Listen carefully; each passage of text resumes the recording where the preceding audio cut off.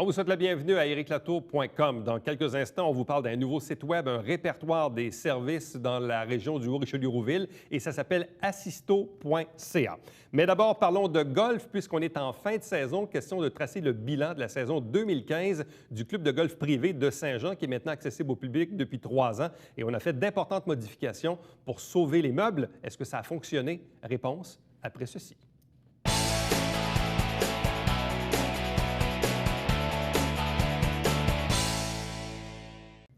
On est au début du mois d'octobre. Parlons donc des bilans en termes de terrain de golf, surtout celui qui nous intéresse, le terrain de golf de Saint-Jean. Pourquoi?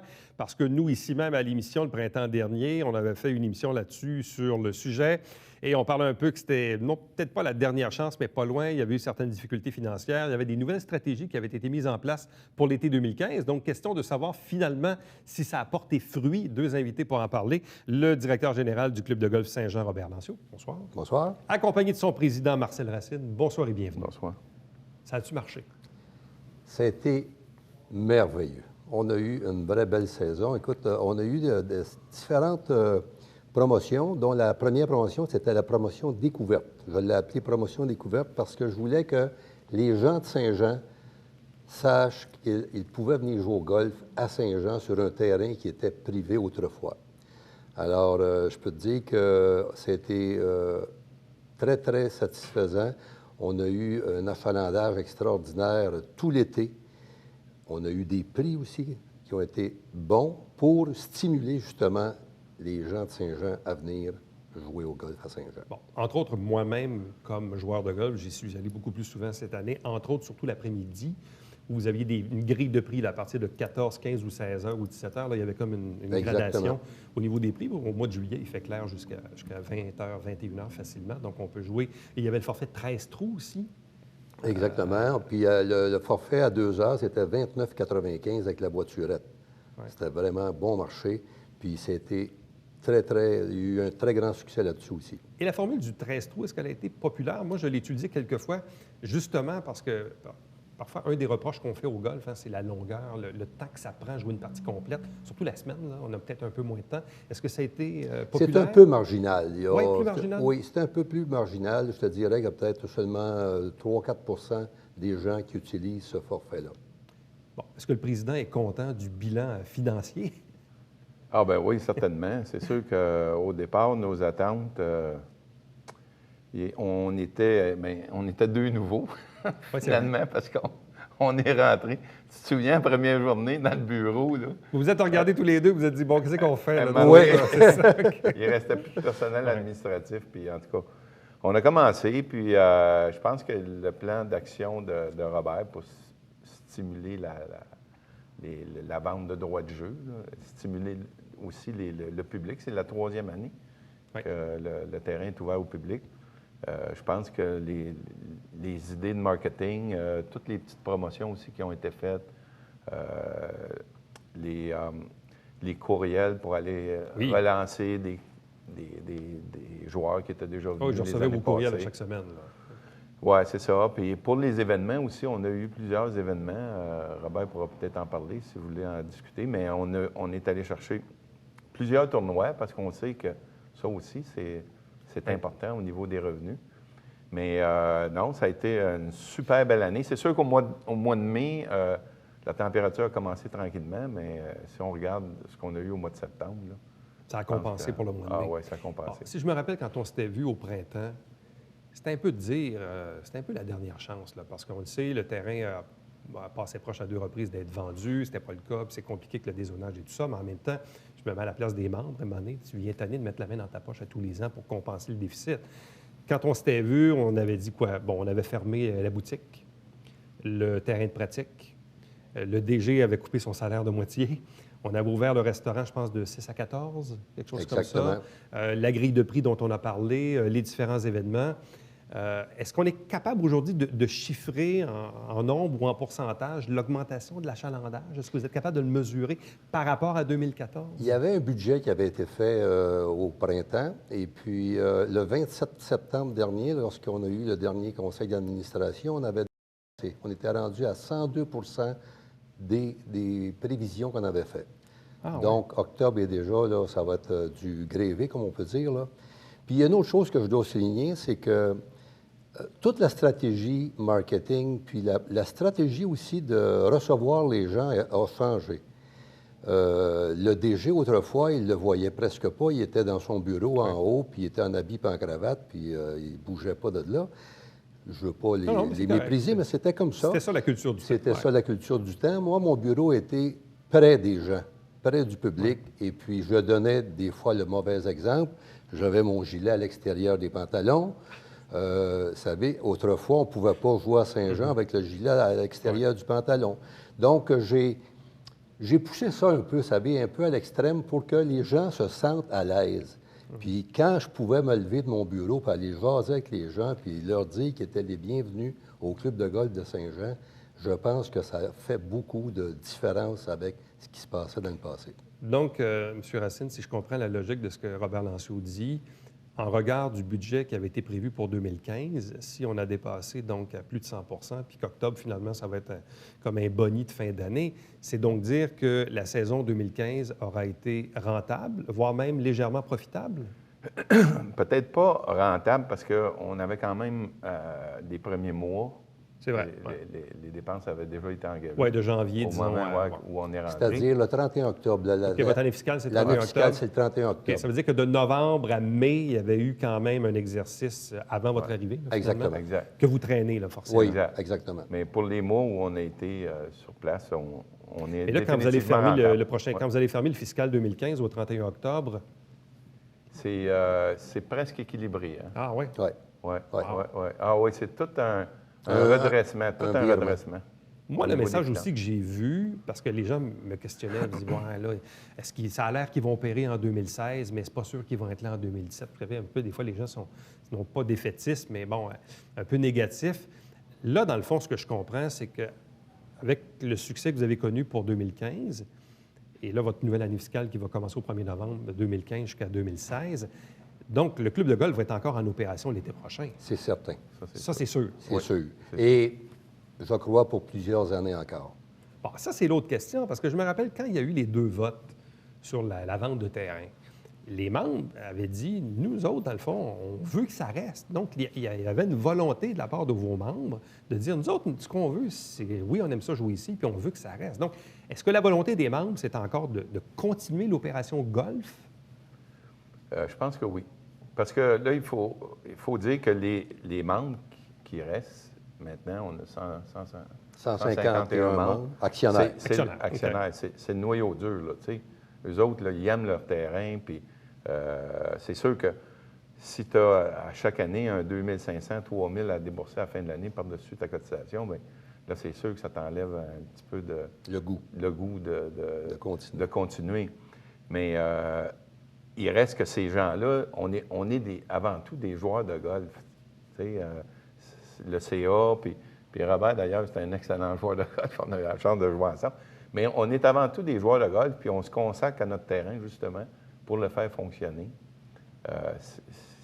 Mais il y a eu des années, depuis l'inondation, il faut dire que tout à fait. on était sur la pente descendante. Donc, là, avez-vous une assemblée générale qui est prévue prochainement? Le 20 octobre.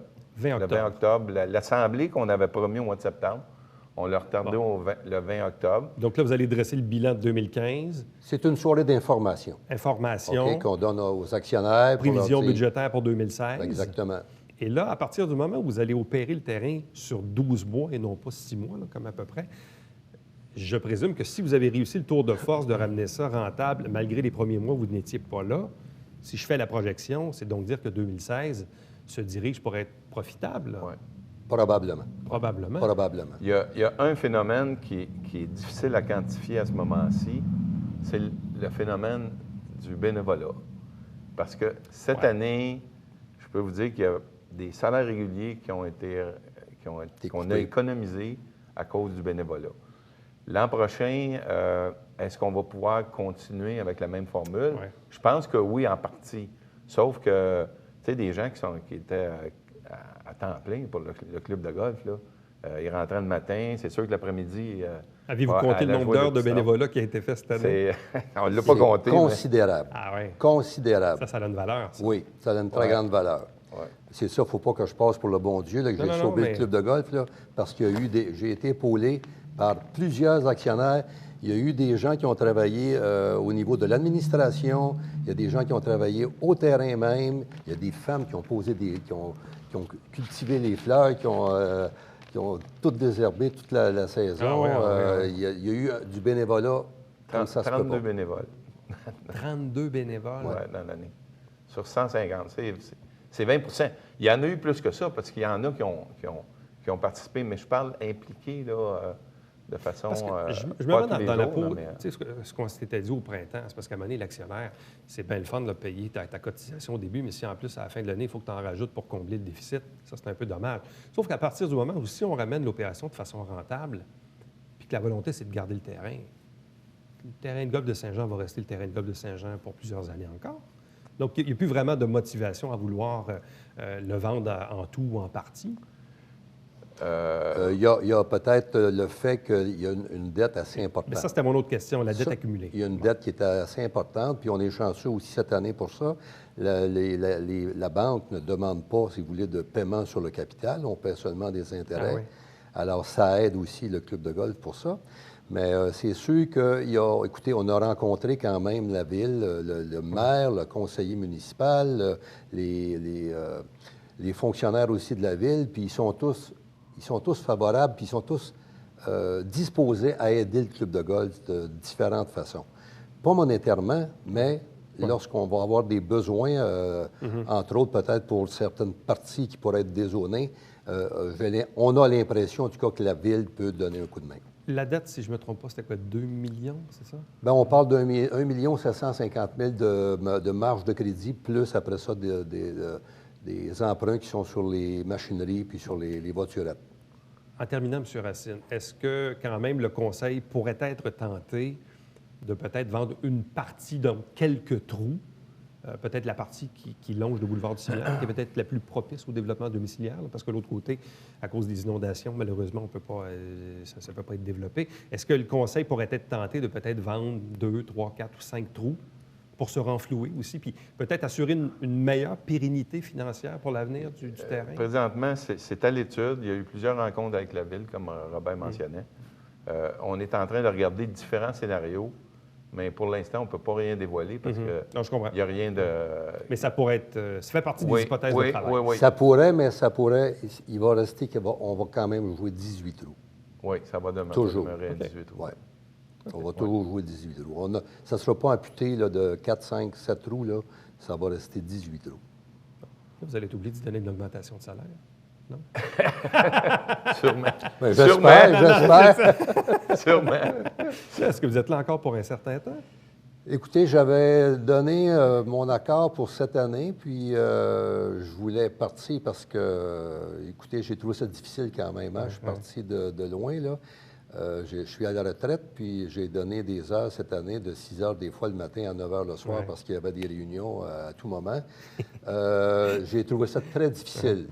Sauf que je suis en train de monter pour l'an prochain une structure qui est un petit peu différente, donc qui peut alléger ma tâche pour que je puisse commencer à... Donc, il va rester, c'est ça? À date, OK, c'est bon. il va falloir changer certaines petites conditions, correct, là, mais ça s'enligne comme ça. Bon, on vous souhaite félicitations, puis la meilleure des chances pour l'an prochain. Je pense que tout le monde est gagnant. Les joueurs de golf en premier, mais je pense que la région aussi, c'est un bel acquis. Quoi, 1922, c'est ça? 1922. La ville de Saint-Jean va être gagnante 100 % à garder ce terrain-là à 18 trous pour toujours. Le club de golf de Saint-Jean, un joyau à conserver. C'est un beau slogan. Merci. Restez avec nous, puisqu'au retour, on vous parle de assisto.ca.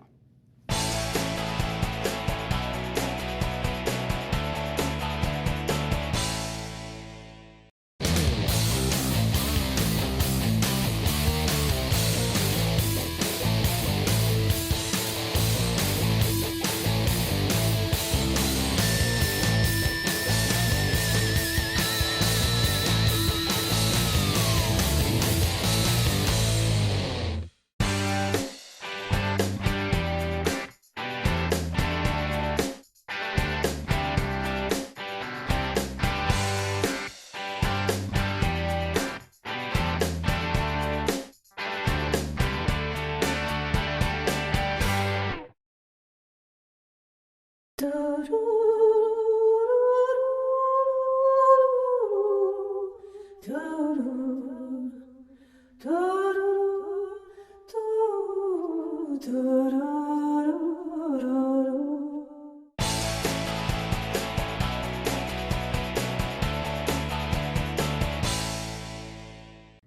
savez, aujourd'hui, les moyens technologiques existent pour trouver de l'information, si ce n'est que combien de fois dans une journée on va sur Google ou des sites de recherche. Mais en même temps, c'est intéressant d'avoir aussi localement des outils qui sont dédiés soit pour un répertoire, pour des ressources particulières ou des services ou des organismes. Et il y a quelques jours, quelques semaines, ma conjointe, qui est infirmière, me dit « Es-tu allé voir le nouveau site assisto.ca » Au début, ma première réflexion, c'était de dire quoi? C'est-tu un truc d'assurance pour payer moins cher? Et là, j'ai dit non, assisto.ca. Et là, je suis allé voir le site et j'ai été vraiment, mais vraiment très, très, très impressionné. Et après ça, j'ai cru comprendre que la Corporation de développement communautaire du Haut-Richelieu était en processus de lancement. Donc, l'annonce n'avait pas encore été faite officiellement et moi, j'avais visité le site déjà. Deux invités pour en parler. D'abord, Nathalie Grenier, qui est la directrice générale de la Corporation. Bonsoir. Bonsoir. Assistée de Vicky Potvin, qui est chargée de projet. Bonsoir et bienvenue. Bonsoir. Bon, je ne sais pas si j'ai bien résumé ce que c'est. Donc, non, ce n'est pas un site d'assurance, mais assisto.ca, qu'est-ce que c'est? Bien, en fait, c'est réellement un répertoire qui répertorie, dans le fond, l'ensemble des organismes communautaires. Bien, l'idée, c'est d'avoir l'ensemble des organismes communautaires. Actuellement, on est à 213 organismes et également, on a les municipalités qui sont répertoriées, CLSC, évidemment, oui. CLSC, hôpital, et les écoles. Les écoles, entreprises d'économie sociale, puis le secteur politique aussi. En fait, moi, ce que j'aime dire, c'est que ce sont tous les ressources, sauf le secteur privé. OK. Donc, on peut le résumer comme ça. Oui. Donc, tous les services, oui. Tous les organismes, les entités, sauf le privé. Exact. Ça résume Exactement. assez bien. Donc, vous dites, à ce jour, 213, sur un potentiel de combien? Bien, ça, je pourrais répondre. En fait, on a fait un processus de démarchage au niveau des bottins qui existaient déjà sur le territoire oui. du Haut-Richelieu et de Rouville. Donc, on couvre 22 municipalités par le projet. Il y a un peu plus d'une dizaine de bottins là, qui ont été trouvés et puis mis en commun. De ce bottin-là, on avait au-dessus de 350 ressources possibles pour participer là, au répertoire d'assisto.ca. Donc, à l'heure actuelle, on a quand même là, une très bonne participation là, de la part des ressources. Bon. Nathalie, parlez-nous un peu du démarrage du projet. Qui a eu l'idée? Comment c'est venu? Comment l'avez-vous organisé? Oui, ça fait longtemps. C'est un projet qui était dans l'air depuis très, très longtemps. Moi, j'avais vu à Sherbrooke, il avait fait une carte qui était, où est-ce qu'il répertoriait là, toutes ces entités-là, mais c'était vraiment une carte papier. Et quand je suis arrivée avec cette idée-là, oui, c'est ça, vous comprenez que l'idée était intéressante, certes, mais toute la question de mise à jour et tout ça faisait en sorte que ça coûte très cher de devoir faire de la réimpression. Ce qui fait que ce projet-là, il n'a pas pu voir le jour. Mais même si on avait fait des démarches, on avait quand même tenté de le faire, mais ça n'avait pas été possible.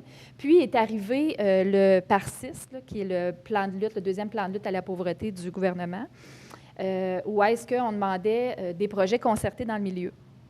Alors, nous, dans le fond, on n'avait même pas pensé que cette carte-là pouvait faire partie de ces projets-là. Et quand on a travaillé, on a fait venir l'ensemble on a invité l'ensemble des organismes du milieu pour déterminer ensemble qu'est-ce qu'on souhaitait mettre de l'avant au niveau de la concertation pour lutter contre la pauvreté. Bien, ce répertoire-là est ressorti. C'est vraiment un besoin du milieu. C'est vraiment les intervenants dans le milieu, oui. Qu'ils soient au CLSC ou qu'ils soient dans des organismes, sont toujours à la recherche. Oui, exactement. Sont toujours à la recherche des ressources pour répondre aux besoins des gens qui desservent. Puis, c'était toujours ça. La problématique, c'est qu'on a, oui, on a un bottin à gauche, un bottin à droite, mais on n'a rien qui est nécessairement à jour. Et là, donc, ça, c'est ressorti. Ouais. Parce que moi, je me rappelle, il y a plusieurs années, on a déjà fait ici des entrevues sur des bottins d'organismes, là. Papier, là. Oui, absolument. Encore faut-il se le procurer? Bien, voilà, tout à fait. Bon, puis comme on dit, la mise à jour, bien, ça se fait par de la réimpression, là, ce qui entraîne des coûts. Alors qu'aujourd'hui, la technologie fait en sorte qu'avec un clic de souris, On peut faire une mise à jour. La mise à jour, Ouais. elle se fait assez aisément. Donc, c'est comme ça que c'est venu que c'est revenu sur le tapis, finalement. Et ça allait de soi, là, on a demandé à ce que la CDC soit porteur du projet. Donc, c'est comme ça qu'on a pu mettre de l'avant ce projet-là. Ça vous a pris combien de temps, tout faire la consultation des bottins papier existants, faire la mise à jour des contacts, des numéros de téléphone, des adresses courriels, des sites web? Ça vous a pris combien de temps, tout faire l'entrée de données? Bien, en fait, la mise en commun des bottins a lieu cet automne. Puis, ensuite de ça, on est vraiment parti des données qu'on avait pour approcher Ouais. les ressources du milieu. La plupart, là, avec les courriels aujourd'hui, c'est assez rare que ça change. Donc, on a eu une bonne réponse. Il n'y en a pas tant que ça là, qui ont rebondi là, en bon québécois. Mais l'entrée de données, ça a été quand même assez long. On est sur l'entrée de données depuis avril. Donc, vous imaginez qu'en quelques mois, là, ça a été la validation de 213 fiches. Là. Encore aujourd'hui, j'en validais 4. Donc, Et là, ça vous rentre, invitez aussi les organismes qui ne sont pas encore répertoriés à faire leur entrée. Donc, comment peuvent-ils le faire? En fait, on a un formulaire web qui est disponible via une demande qui m'est transmise par courriel parce que ça prend un nom d'utilisateur. Donc, une fois qu'ils ont le nom d'utilisateur et le mot de passe, ils peuvent compléter leur formulaire. Je le reçois ensuite, je le valide et puis je fais la mise en ligne. Là, le site est en ligne depuis combien de temps? Depuis le 10 août dernier. Bon, moi, c'est ça, je l'ai vu quelque part début septembre. Oui. Et puis là, vous avez procédé au lancement il y a quelques jours? Oui, bien en fait, on a fait 2 lancements. On en a fait un parce que, dans le fond, il faut savoir que le projet il couvre la MRC du Haut-Richelieu et la MRC également de Rouville. Exactement. Et donc, on a fait un lancement dans le Haut-Richelieu le 15 septembre. Là, on est au mois d'octobre. Puis, on a fait la semaine passée, là, le 28 septembre. 29 septembre. Oui. À Rouville. Bon. Disons que moi, je suis un client ou un intervenant, ou peu importe. Là, disons que je cherche une information. Je m'en vais sur assisto.ca. Comment ça fonctionne? Qu'est-ce que je trouve comme information? Bien, d'abord, on a pensé à la réalisation d'Assisto, que ce soit simple, accessible et simplifié. Parce que beaucoup ne sont pas nécessairement familiers avec l'Internet. On doit y penser aussi. Donc, quand on arrive sur la page d'accueil d'Assisto, c'est vraiment un moteur de recherche. On a différentes façons pour rechercher une ressource qui va répondre à un besoin particulier, que ce soit pour nous ou pour aider une personne aussi. Puis, tantôt, on parlait de la lutte contre la pauvreté, mais ça peut être aussi une personne qui est correcte puis qui n'a pas nécessairement besoin d'aide là, en termes de pauvreté, mais ça peut être du divertissement aussi, ça peut être du réseautage et tout ça. Donc, on couvre vraiment toutes les sphères dans le milieu. Et on peut faire une recherche soit par territoire, par mots-clés ou par catégorie. Ce sont des catégories qui ont été préétablies, qui sont dans le formulaire quand les organismes le remplissent. Donc, dépendamment de ce qu'on veut, on peut écourter notre recherche ou on peut la faire un petit peu plus large aussi. C'est vraiment comme on le sent. Bon. Si on fait justement la distinction, puis je vais la faire aussi de façon assez, non pas grossière, mais je veux juste qu'on comprenne bien. Si je m'en vais sur assisto.ca, c'est pas pour me trouver un comptable, un plombier ou un garagiste. Non. On n'est pas là. Techniquement, c'est des ressources privées. C'est là. ça. Ouais. Autrement dit, par contre, si je me cherche de l'accompagnement, de l'aide à domicile, alimentation, bénévolat, défense des droits, déplacement, déficience, divertissement, éducation, employabilité, entraide, formation, logement, les ressources en santé mentale, sécurité, etc., là, on est à la bonne place. Exactement. Donc, ça peut être aussi simple que je connais une personne, par exemple, qui m'a parlé de suicide. Je suis inquiète. Je vais sur assisto.ca, je rentre dans mon mot-clé suicide et là, je peux avoir des ressources qui vont sortir suite à ma demande de recherche. Il y a un nombre de résultats qui va sortir avec le mot-clé. Puis, ces ressources-là, ils sont géolocalisés parce que ça aussi, c'est vraiment l'idée d'assisto.ca, c'est de géolocaliser les ressources sur une carte. Donc, on a 2 options dans nos résultats, soit de les voir, de positionner sur une carte et ensuite de ça avoir accès à la fiche complète de la ressource ou ils sont listés là, sous la carte parce que ce qu'il faut préciser, qu'il y a certaines ressources qui ne peuvent pas être géolocalisées parce que les lieux sont confidentiels. Donc, c'est pour ça qu'on a les 2 options là, dans les résultats. Bon. Nathalie, de quelle façon voyez-vous l'évolution de cet outil-là? Parce que là, on fait le lancement et tout ça. Vous allez voir aussi le taux de réponse, fréquentation et tout ça, puis les commentaires du milieu. Pour vous, dans le fond, vous le voyez comment dans 6 mois, dans 1 an, dans 2 ans? Déjà, on commence à élargir, mais en fait, on élargit, mais dans le fond, on n'ira pas plus loin hein, parce que c'est vraiment le territoire de la CDC. Mais on a réussi à avoir le financement nécessaire pour inclure également Chambly et Carignan, qui font aussi partie du territoire de la CDC. Alors, Vicky va commencer là, à travailler sur ce territoire-là là, dans les jours qui viennent. Après ça, pour nous, ça serait complet. Maintenant, il faut effectivement effectuer la mise à jour, pour que ce soit un outil qui soit périn, effectivement, dans le temps. Évidemment, on va devoir aller chercher le financement nécessaire pour ça.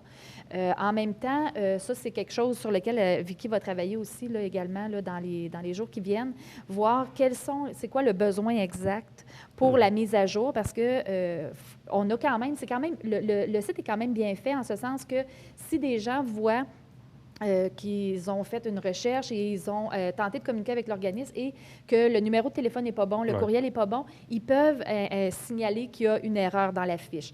Donc, à ce moment-là, nous, on le reçoit. Fait que ça peut se faire quand même assez aisément. Maintenant, c'est sûr que moi, en étant la seule permanente à la CDC, c'est impossible là, que je m'occupe de ça, là, ça va de soi. Mais il reste que je pense que ça ne sera pas des coûts énormes pour arriver à garder ce site-là à jour. De même que l'hébergement, c'est la même chose aussi. Là, c'est des coûts qui sont assez minimes. Fait que je pense qu'on va réussir à garder cet outil-là vivant. Donc, si vous désirez bien sûr faire partie de l'univers de assisto.ca, donc visitez le site, vous avez également les informations qui apparaissent en bas d'écran pour contacter bien sûr Vicky. Ou si même, bien sûr, vous êtes intervenant ou quoi que ce soit et vous désirez obtenir de l'information, je vous invite fortement à aller faire un tour sur assisto.ca. Merci beaucoup. Merci. Reste avec nous au retour, c'est le Babillard quotidien.